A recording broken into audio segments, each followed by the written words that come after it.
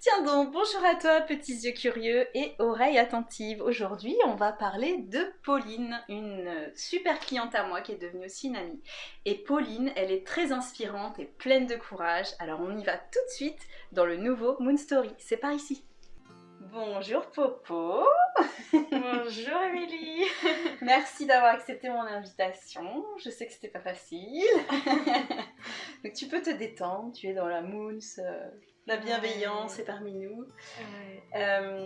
Alors, je t'ai demandé de venir aujourd'hui parce que je trouve que tu es une jeune femme inspirante qui donne plein d'envie et de donation de soi et de courage. Et j'avais envie que tu nous en parles un petit peu pour les moons aussi parce que oui, tu es... c'est tout à ton honneur en fait. Je trouve que c'est super beau. Mais de quoi on va parler? Est-ce que tu peux te présenter en quelques mots, ma Popo? Oui, je suis Pauline et j'ai 27 ans. J'ai fait l'année dernière 2 missions humanitaires, une à Madagascar et une au Cambodge. Et les 2 missions, humainement parlant, c'est ce qui... Pour l'instant, ça a été les plus importants, les événements les plus importants dans ma vie parce que on se donne entièrement là-bas aux autres. Et après, quand on revient, on est échangé. Les autres, ils ne comprennent pas forcément. On sent un décalage avec les autres et c'est ça qui est difficile. Ouais. Je trouve ça super beau. C'est un petit peu comme ce qu'on dit que les voyages forgent la jeunesse et que l'école à côté du fait de voyager beaucoup, c'est pas du tout le même apprentissage de vie.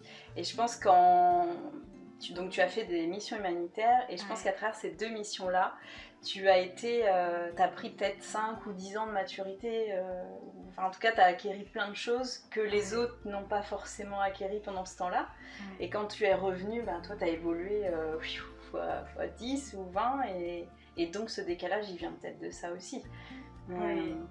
Est-ce que tu veux nous parler un petit peu plus de ces missions, de ce que tu en as, ce que ça t'a apporté humainement aussi, ce que tu as envie de nous dire en fait. Les missions humanitaires, je voulais faire ça depuis que j'avais l'âge de 5-6 ans et j'ai jamais trouvé le bon moment pour partir. Et puis l'année dernière, j'ai eu mon diplôme de BTS Tourisme au mois de juin. Et au mois de mars-avril, en début d'année, j'ai eu un déclic comme quoi c'était après mes études qu'il fallait que je parte en mission et pas à un autre moment parce que je sais pas, je le sentais, c'était à l'instinct et je me suis dit c'est maintenant ou jamais parce qu'après avec le train de vie, le travail et tout ça, on sait pas ce qui peut... Voilà. Une fois que t'es embarqué dans la routine, c'est plus compliqué de tout quitter et partir comme ça en fait. Et je sentais qu'il fallait que je fasse ça là. Et je voulais 2 pays de cultures différentes. Un pays côté Afrique, un autre côté Asie. Et puis j'ai contacté une association basée près de Tours qui s'appelle juste Mission Humanitaire. Ils m'ont très vite répondu. Je suis après allée à un séminaire qui explique les 5 pays où ils vont, donc l'Inde, Cambodge, Madagascar, Bénin et Togo. Et à la fin de ces séminaires-là, ils nous disent si on est pris ou pas, parce qu'il y a aussi des personnes qui ne peuvent pas être prises s'ils sentent des personnes un peu fragiles, entre guillemets, psychologiquement. Ils vont pas forcément les prendre parce que on voit des choses assez lourdes, ouais. Et puis donc moi j'ai été prise et par la suite je me suis inscrite direct à ces 2 missions là. Après j'ai fait en sorte de travailler tout l'été pour financer ces missions. Ce qui est alors là, moi je suis pleine d'admiration par rapport à ça. Je trouve ça vraiment génial en fait. Et j'aimerais bien qu'il y ait plus de jeunes qui soient comme toi parce que si tu peux en inspirer d'autres, c'est important de le partager en fait. J'encourage les jeunes à faire ça, découvrir une autre culture, se dire que on n'a pas le droit de se plaindre en fait là où on est. C'est là-bas, les enfants, ils nous demandent une bouteille d'eau en plastique vide, ils sont super contents, ils s'amusent avec des cailloux, des bouts de bois, ils sont super contents. La moindre petite trouvaille, ils ont toujours le sourire, ouais. Ils ont toujours le sourire, ils se plaignent pas. Là-bas, on leur donnait un crayon et puis du papier, ils étaient trop contents. Et ici, oui. On est dans un pays développé, mais du coup, ils s'en foutent. C'est pas qu'ils s'en foutent, mais c'est pas pareil. Pour eux, c'est une habitude, c'est normal même. Et qu'est-ce que ça t'a apporté humainement? Est-ce que t'as noué des liens avec ces enfants où tu te disais non, je leur donne de l'affection, mais je reste un peu en retrait pour pas être trop triste de les quitter après, ou comment t'as géré Les deux. À la fois, j'avais envie de materner, d'être toujours là pour eux, de les chouchouter. Ouais, ça doit être... Ouais. Et puis d'un autre côté, on sait qu'il faut pas non plus trop s'attacher parce qu'après, on repart. Mais juste les voir sourire par notre présence, ça c'est ce qu'il y a de plus beau. Et là-bas, c'était donc à but médical. On allait dans différents villages pour soigner les gens. Donc, on pouvait rester 2 jours dans un même village. Après, on allait le lendemain dans un autre village.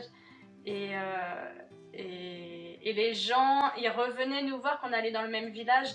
Parce que, pas forcément pour se soigner, mais juste pour nous voir, ils étaient contents. Donc, ça fait un peu comme dans les films, dès que la voiture arrive, t'as tous les enfants qui courent et tout.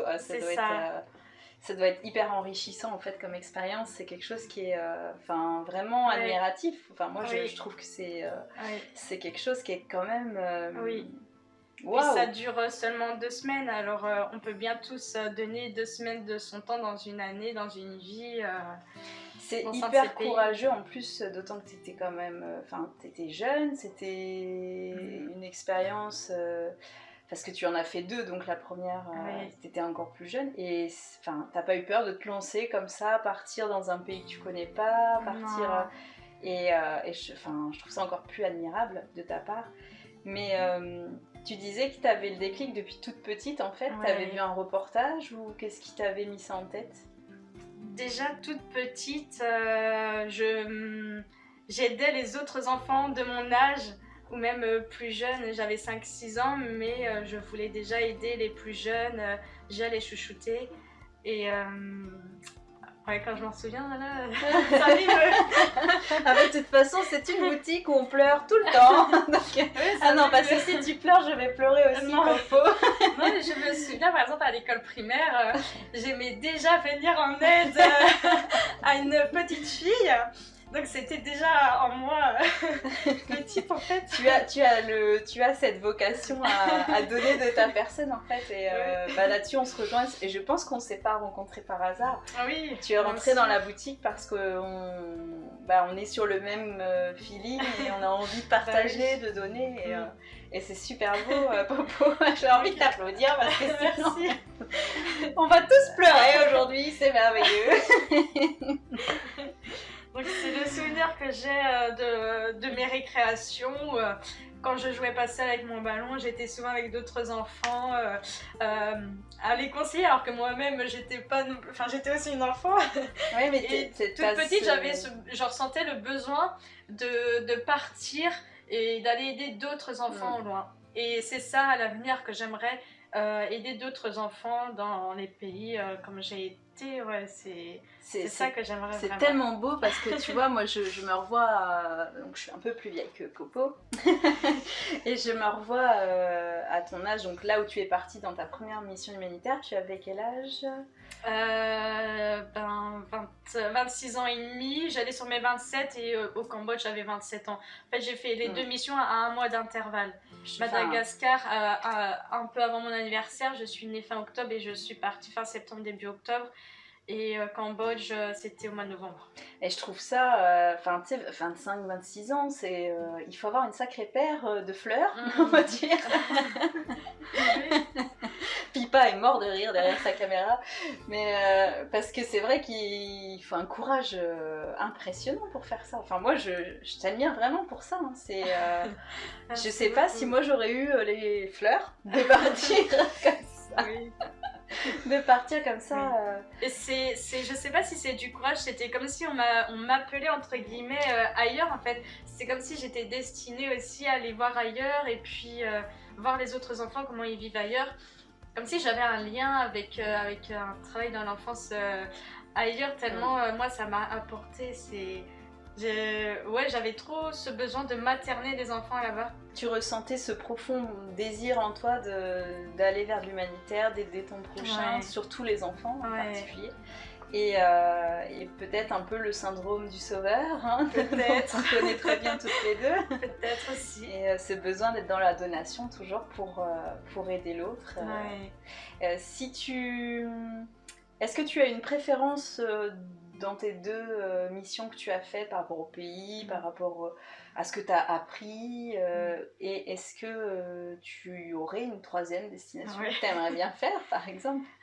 J'ai pas de préférence entre ces deux pays parce que d'un pays à un autre, c'est pas comparable. C'est côté africain et côté asiatique, c'est pas la même culture, on peut pas comparer en fait.